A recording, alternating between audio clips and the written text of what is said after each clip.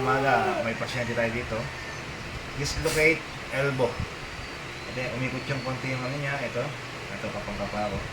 Ayusin natin to guys, pero saglit lang to. Kawawa naman yung bata. Hindi ko pinakita yung mukha ng bata kasi ito ako.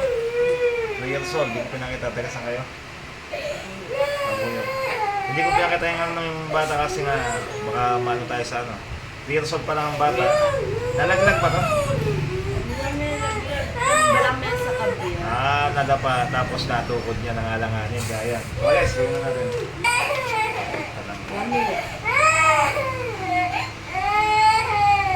Nakakuha mo ng konti. Ayan. Ayan siya.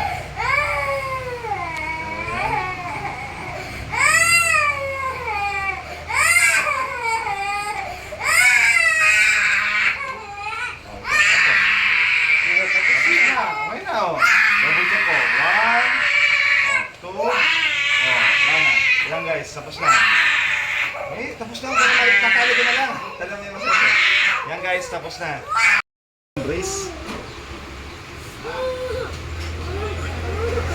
Guys, bitaw mo na yung bata. Bitaw mo na. Taas mo na lang. Taas mo, pasuwi ka na. Taas mo na. Okay na yan. Nakatali na. Tapos na. Wala na yan. Wala na yan. Yan guys, binigyan ng brace pero tatanggalin ko din yan. I-check ko din yan. Importante, naalay na yung buto niya. Okay guys, sample lang yan kasi hindi ko ginawa. God bless.